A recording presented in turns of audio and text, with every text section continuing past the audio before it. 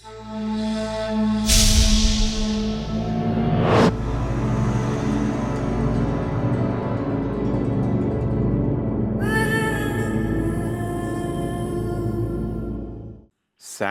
శరీరాన్ని ధరించిన దివ్యాత్మ స్వరూపులందరికీ హృదయపూర్వక స్వాగతం. మనం రామ్తా ద వైట్ బుక్ సారాంశం ఎపిసోడ్స్ చర్చ చేసుకుంటూ ఉన్నాం మాస్టర్స్.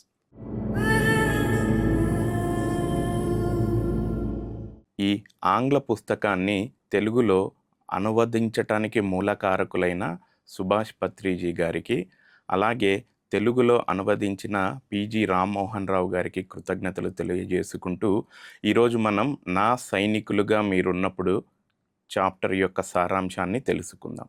రామ్తా చెప్పారు, 35,000 సంవత్సరాల కిందట అధిరోహణ సాధించే సమయంలో 120 రోజుల పాటు రామ్తా సైనికులైనటువంటి మనందరికీ అమరత్వ జ్ఞానాన్ని బోధించారు.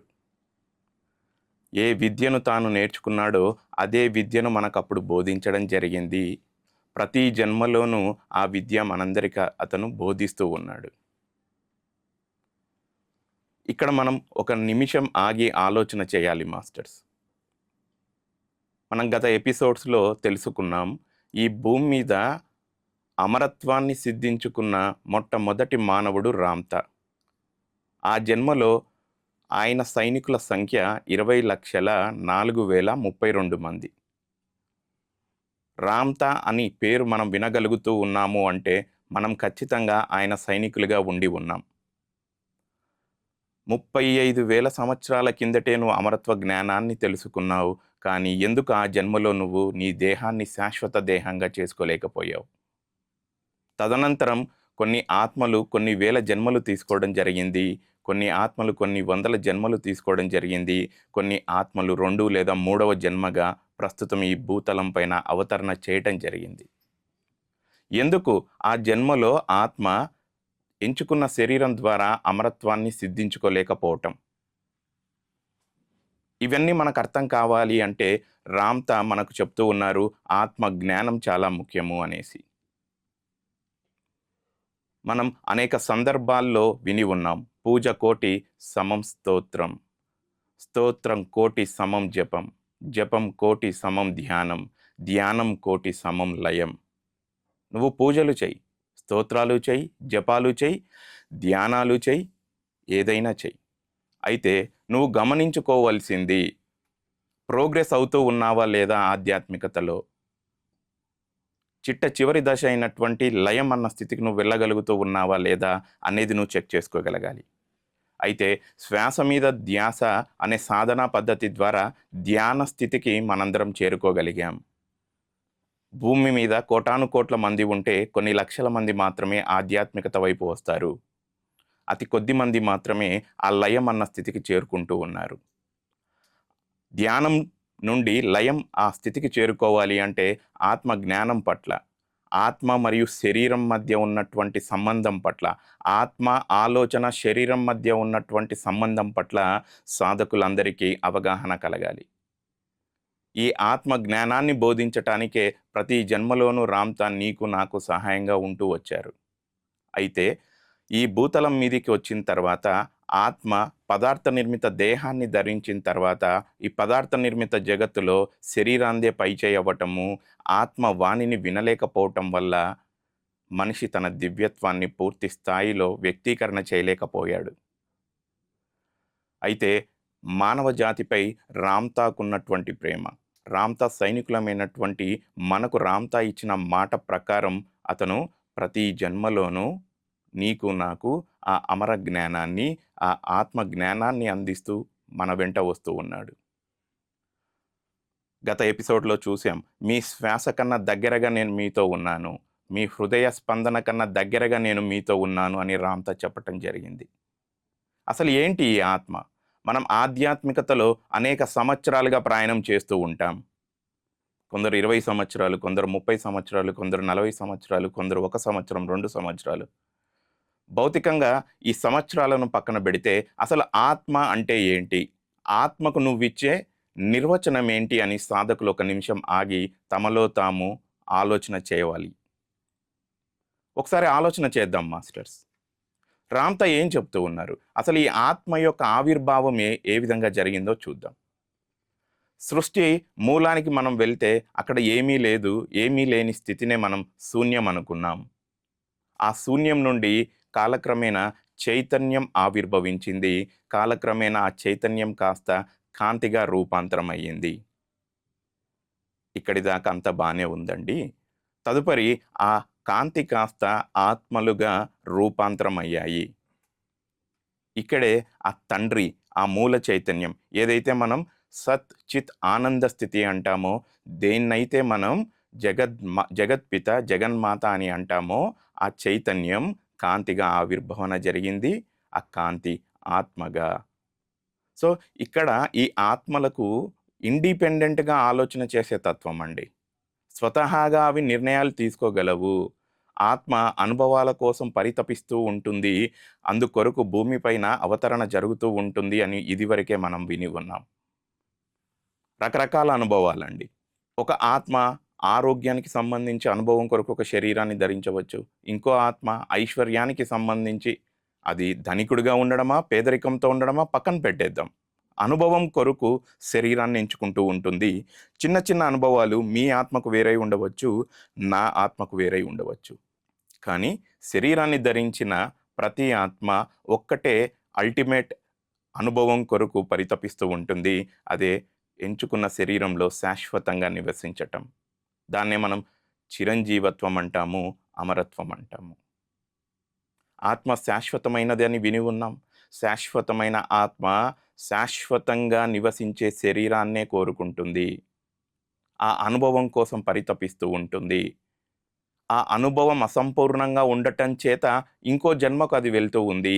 ఈ విధంగా సాధకుడు జనన మరణ చక్రాల్లో చిక్కుకొని ఉంటూ ఉన్నాడు. రామ్‌త మన ముందుకొచ్చాడు. ఈ జనన మరణ చక్రాల నుండి ఏ విధంగా నిన్ను నువ్వు బయట పడవేసుకోవచ్చో. ఆత్మ జ్ఞానం ద్వారా. ఆనందంగా ఉండే స్థితిలోనే నువ్వు ఈ జ్ఞానాన్ని అభ్యసిస్తావు. ఆనందకర స్థితిలోనే నువ్వు ఈ జ్ఞానాన్ని వ్యక్తీకరణ చేయగలవు. ఇవన్నీ మనకు సూచనలు చేస్తూ ఉన్నాడు. అయితే ఏం చెప్తున్నారండి? ఇప్పటిదాకా నువ్వు నీ ఆత్మను గుర్తించలేకపోవటం వల్ల, అంతరంలో ఉన్న నీ ఆత్మ యొక్క వాణి వినకపోవటం వల్ల గందరగోళాలకి గురి అవుతూ ఉన్నావు. కేవలం నేను శరీరము అని మాత్రమే నువ్వు అనుకోవటం వల్ల బాధలు, దుఃఖాలు, భయాలు, కోపాలు లాంటి ద్వంద్వాలలో చిక్కుకొని పోతూ ఉన్నావు. ఎప్పుడైతే నువ్వు ఆత్మ జ్ఞానం వింటావో, శరీర తత్వం నుండి నీ ప్రయాణం ఆత్మ వైపు వెళ్తుంది. శాశ్వతత్వంగా ఉన్నటువంటి ఆత్మ తన శాశ్వతత్వాన్ని శరీరానికి ఆపాదిస్తుంది. మనం గుర్తుపెట్టుకోవాలి మాస్టర్స్. ఆత్మకు శరీరం ఎంత ముఖ్యమో, శరీరానికి ఆత్మ అంతే ముఖ్యము. శరీరం లేని ఆత్మ తన అనుభవాలను ఫుల్‌ఫిల్ చేసుకోలేదు. ఆత్మ లేని శరీరం కూడా నిర్జీవంగా ఉంటుంది. ఆత్మ జ్ఞానం అంటే ఇదే మాస్టర్స్. రామ్‌త మనందరికీ తెలియజేస్తున్న ఆత్మ జ్ఞానం ఇదే మాస్టర్స్. నీ కంటి ముందు మరణం నువ్వు చూసి ఉండవచ్చు. ఇదే భూమిపైన అమరత్వాన్ని సిద్ధించుకున్న వారి పేర్లు నువ్వు వింటూ ఉన్నావు. నీకు వారికి తేడా ఆలోచనల్లోనే ఉంది. సర్వ సృష్టికి మూలం ఆలోచన. ఇప్పటిదాకా జరిగింది ఆలోచన మూలంగానే జరిగింది. ఇక మీదట జరగబోయేది కూడా ఆలోచన మూలంగానే జరుగుతూ ఉంటుంది. సో, ఆలోచనల్లో సంస్కరణ జరగాలి. మానసిక పరివర్తన జరగాలి. తద్వారా నీ శరీర తత్వం నుండి అంతరంలో ఉన్న ఆత్మ వైపు నువ్వు వెళ్ళగలుగుతావు. నీ అంతరంలోని ప్రశ్నలకు నువ్వు బాహ్యంలో సమాధానాలు వెతకటం వృధా ప్రయాసే.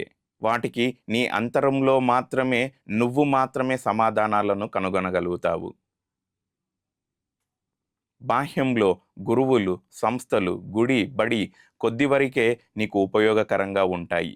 నీ అంతరంగ ప్రయాణం నువ్వు మాత్రమే చేయగలగాలి. వేరే వారు నీ అంతరంలో ప్రయాణం చేయటానికి కుదరదండి. ఈ సిస్టమ్ ఆ విధంగా డిజైన్ చేయటం జరిగింది. అందుకే ఆత్మకు స్వేచ్ఛ ఇచ్చాడు ఆ తండ్రి. ఆ ఆత్మ రకరకాల అనుభవాల కొరకు అన్ని విధాలుగా ఆ అనుభవాలను నిజం చేసుకోవటానికి యోగ్యంగా ఉండే శరీరాన్ని ఎంచుకోవటం జరుగుతూ ఉంది. సో, శాశ్వతంగా ఉండే ఆత్మ శాశ్వతంగా ఉండేందుకే శరీరాన్ని ఎంపిక చేసుకుంటుంది. ఆ విధంగా ఈ భూమి మీద అవతరణ జరిగింది. కాలక్రమేణా మనిషి ఈ భూతలానికి సంబంధించినటువంటి ద్వంద్వాలలో, భయాలలో, ఇబ్బందుల్లో గతానికి సంబంధించి కానీ, భవిష్యత్తుకు సంబంధించి కానీ, చిన్న చిన్న అవసరాలు నెరవేరకపోవటమో, వ్యాపారాల్లో నష్టమో, అనుబంధాల మధ్య ఇబ్బందుల కారణంగా విపరీతమైన శరీర తత్వంలోనే ఇబ్బంది పడుతూ ఉన్నాడు. వీటన్నింటిని నువ్వు అధిగమించి ఆత్మ వైపు నువ్వు ప్రయాణం చేయగలగాలి. ధ్యాన స్థితి వరకు నిన్ను నువ్వు తెచ్చుకోగలిగావు. తదుపరి స్థితి లయమైన స్థితి. లయమైన స్థితి అంటే నువ్వే సృష్టికర్త అయిన స్థితి. నువ్వే ఆ దైవమైన స్థితి. చిన్నప్పటి నుంచి ఇప్పటిదాకా నువ్వు ఏ దైవాన్నైతే పూజించుకుంటూ వస్తూ ఉన్నావో అదే దైవం నువ్వైన స్థితి. దానినే రామ్తా అంటాడు, తండ్రి తనయుడు ఏకమైన స్థితి. సో, ఈ విధంగా నా సైనికులుగా మీరున్నప్పుడు ఈ చాప్టర్‌లో రామ్తా మనకు చెప్తూ ఉన్నారు.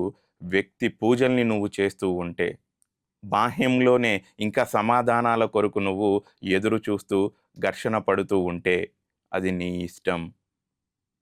నేను మాత్రం నీకు ఆత్మ జ్ఞానాన్ని బోధిస్తాను. నీ ఆత్మ అన్ని కాలిక్యులేషన్స్ వేసుకొనే నీ శరీరాన్ని, నా శరీరాన్ని ఎంచుకుంది. దానికి మాత్రమే తెలుసు నీకేం కావాలో. బాహ్యంలో ఏ గురువు కూడా నీ ఆత్మ వానికన్నా శ్రేష్టంగా బోధన చేయలేడు. నీ ఆత్మను మించిన గురువు లేరు. మనం ఇదివరకే విని ఉన్నాం. శ్వాసే మన గురువు అనేసి. ఇక్కడ రామ్‌తో మనకు చెప్తూ ఉన్నారు. మీ ఆత్మే మీ గురువు. దానికి అన్నీ తెలుసండి. అనుభవాల కోసం నీ శరీరాన్ని, నా శరీరాన్ని ఎంపిక గూడా చేసుకుంది. ఆ అనుభవాలను కేవలం మీ శరీరం, నా శరీరం ద్వారానే ఆ ఆత్మ ఫుల్‌ఫిల్ చేసుకోగలుగుతూ ఉంటుంది. బాహ్యంలో ఎవరికేమీ తెలీదు. కనుక మీ ఆత్మే మీ గురువు. అంతరంగ ప్రయాణం చేసి అంతరంలో ఉన్న ఆత్మవాణిని వినగలగాలి. ఆత్మవాణిని మించిన శ్రేష్టమైన వాణి బాహ్యంలో లేదంటాడు రామ్తా. సో, ఆ విధంగా ఈ ఆత్మ జ్ఞానాన్ని మనందరికి ఇవ్వటానికి ఈ తలంలో పదే పదే పరివర్తించే పవనాలను పంపిస్తాను అంటూ ఉన్నాడు. ఏంటి ఈ ఆత్మ జ్ఞానం ఏంటి? అంతరంగ ప్రయాణం ఎలా చేయాలి? చాలా సింపుల్ మాస్టర్స్. ఇంట్లో ఉన్నటువంటి వ్యక్తులతో మనం ఏ విధంగా సంభాషణ చేస్తూ ఉంటామో, కళ్ళు మూసుకొని మన అంతరంలోని మన శరీర అధినాథుడైన ఆత్మను మనం ప్రసన్నం చేసుకోవాలి. ఓ నా దివ్యాత్మ, ఈ శాశ్వత శరీరాన్ని నువ్వు ధరించావు అన్న ఆత్మ జ్ఞానాన్ని ఈరోజు తెలుసుకుంటూ ఉన్నా. నీ అన్ని అనుభవాలకు యోగ్యంగా ఉండే ఈ శరీరాన్ని నువ్వే ఎంపిక చేశావు అని నాకు అర్థమవుతూ ఉంది. ఇన్ని రోజులు నేను బాహ్యంలో గుడి చుట్టూ, బడి చుట్టూ, సంస్థ చుట్టూ, గురువు చుట్టూ తిరిగాను. అక్కడ నాకు సమాధానాలు దొరకలేదు. అయినా మదిలో ఏదో వెలితి, ఏదో ఘర్షణ. వాటన్నిటికి సమాధానం నువ్వు మాత్రమే ఇవ్వగలుగుతావు అని ఈ రామ్‌తా విజ్డమ్‌లో నేను తెలుసుకుంటూ ఉన్నాను. నేను నీ వైపు వస్తూ ఉన్నాను. సో, ఆ విధంగా సాధకుడు తన ఆత్మ వైపు, తన అంతరం వైపు ప్రయాణం చేస్తూ, ఆత్మను ప్రసన్నం చేసుకుంటూ, ఆత్మకు శరణాగతితో ఉండగలగాలి. అది ఎదురు చూస్తూ ఉంటుంది మాస్టర్స్. ఆత్మ ఈ శరీరం నా వైపు ఎప్పుడొస్తుంది? నేను పెట్టుకున్న సంకల్పాలు ఈ శరీరానికి ఎప్పుడు అర్థమవుతాయి? ఏ అనుభవాలతో నేను ఈ భూతలానికొచ్చానన్నది ఈ శరీరం ఎప్పుడు అర్థం చేసుకుంటుంది? ఇటువంటి ఆత్మ జ్ఞానం ద్వారా నీకు అర్థమవుతుంది శరీరానికి ఆత్మ ఎంత ముఖ్యమో, ఆత్మకు శరీరము అంతే ముఖ్యము అని. ప్రతి జన్మలోనూ మనం ప్రోగ్రెస్ అవుతూ వస్తూనే ఉన్నాం. ప్రస్తుత వర్తమానంలో నువ్వు గతానికి సంబంధించినటువంటి కర్మ వల్ల నేను ఈ జన్మలో ఇబ్బంది పడుతూ ఉన్నాను అని అనుకోకూడదండి. రామ్‌తో చెప్తూ ఉన్నారు, ప్రతి జన్మలోనూ నువ్వు అభివృద్ధి చెందుతూ ఈ స్థితికి చేరుకున్నావు. ఈ జన్మలో అందరూ ఆత్మ జ్ఞానాన్ని తెలుసుకోవటానికి సంసిద్ధంగా ఉన్నారు కనుకే ఈరోజు మనం రామ్‌తా ద్వారా అందించే ఆత్మ జ్ఞానం గురించి చర్చ చేసుకుంటూ ఉన్నాం. ఆ అర్హత, ఆ యోగ్యతను మనందరం పెంపొందించుకున్నాం. ధ్యాన స్థితికి చేరుకున్న మనం, ధ్యాన కోటి లయం ఆ స్థితికి మనం చేరుకోగలగాలి అంటే ఆత్మ వైపు ప్రయాణం చేయగలగాలి. ఆత్మకు శరీరం ఎంత ముఖ్యమో, శరీరానికి ఆత్మ అంతే ముఖ్యమన్నది పదే పదే మనం స్మరణ చేస్తూ ఉండాలి. ఆ విధంగా నా సైనికులుగా మీరున్నప్పుడు ఈ చాప్టర్‌లో ఈ ఆత్మ జ్ఞానం మనకు అందిస్తూ ఉన్నాడు. ఇప్పుడు నువ్వు అంతరం వైపు ప్రయాణం చేసావు. నీ ఆత్మతో సంభాషణ మొదలుపెట్టావు. మొదట్లో ఏం అర్థం అవ్వదండి. కాలక్రమేణా నీకు, నీ ఆత్మకు మధ్య ఒక అనుసంధానం ఏర్పడుతుంది. ఒక సామరస్యం ఏర్పడుతుంది. నీ ఆత్మ వాణి నువ్వు వినగలుగుతావు. అప్పుడు నువ్వు ఆత్మ ప్రేమికుడిగా మారిపోయావు. ఆత్మ ప్రేమికుడిగా మారిపోయిన నువ్వు సర్వ ప్రేమికుడిగా మారిపోతావు. సర్వ సృష్టికి ఒక ప్రచండ జ్యోతిగా నువ్వు మారగలవు అని రామ్‌తా చెప్తూ ఉన్నాడు. ఆ విధంగా సదా నువ్వు నీ దివ్యత్వాన్ని స్మరిస్తూ ఉండాలి. ఆత్మ వైపు నువ్వు ప్రయాణం చేస్తూ ఉండాలి. దీనినే మనం అంతరంగ ప్రయాణం అని అనుకున్నాం. నువ్వు మాత్రమే చేయగలిగే ప్రయాణం ఇది అని కూడా అనుకున్నాం. ఇప్పుడు మనం దైవపు ఉనికి అనే చాప్టర్ సారాంశం తెలుసుకుందాం మాస్టర్స్.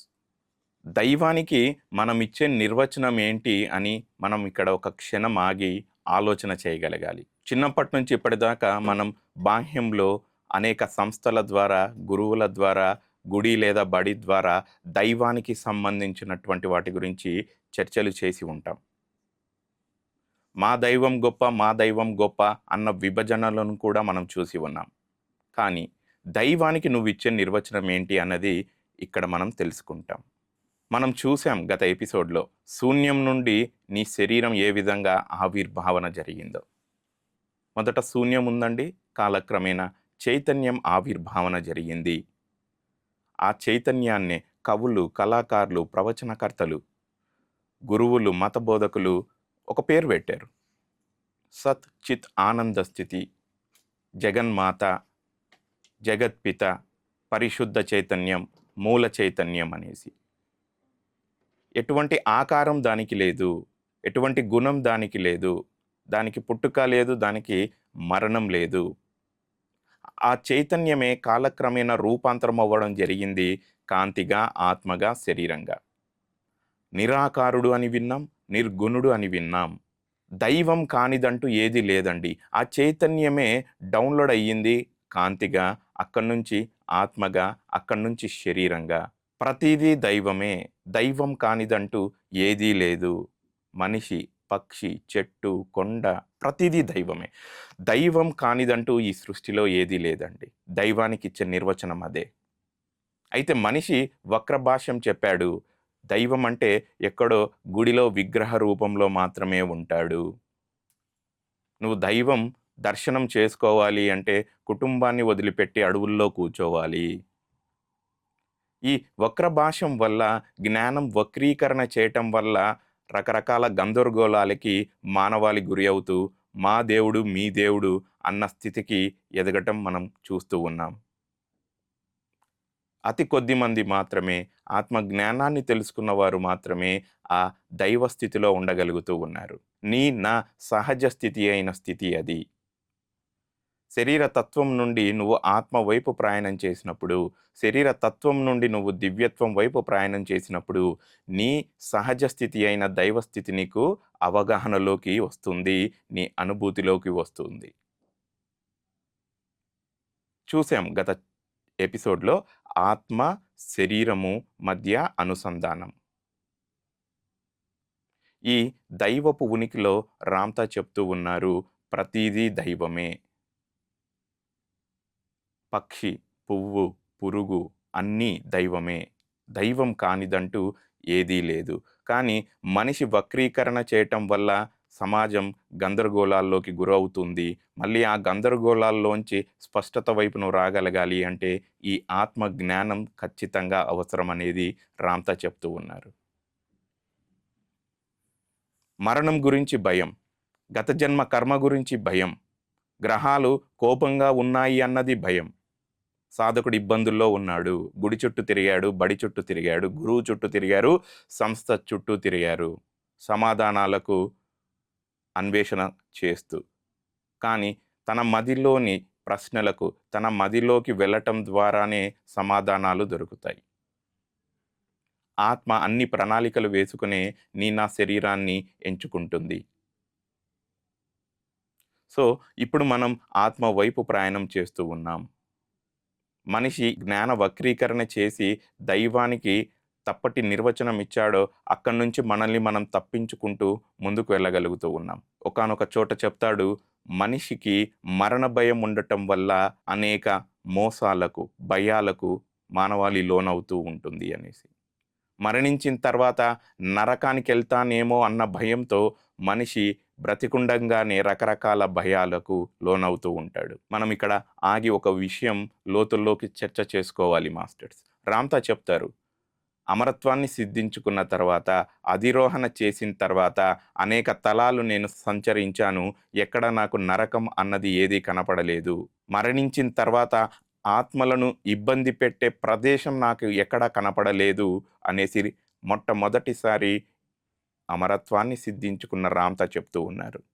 మరణం సంభవించిన తర్వాత శరీరాన్ని విడిచిపెట్టినటువంటి ఆత్మను స్వాగతించటానికి ఇతర తలాల్లోని గురువులు ఆహ్వానం పలుకుతారంట అండి. చాలా ఆత్మలు శరీరాన్ని ఎంచుకోకుండా ఈ భూతలం పైన ఇంకా అవతరించకుండా అక్కడికెళ్తే ద్వంద్వాల్లో చిక్కుకుంటాం, జనన మరణాల్లో చిక్కుకుంటాము అనేసి పై తలాల్లోనే అలానే ఉంటూ ఉన్నాయి.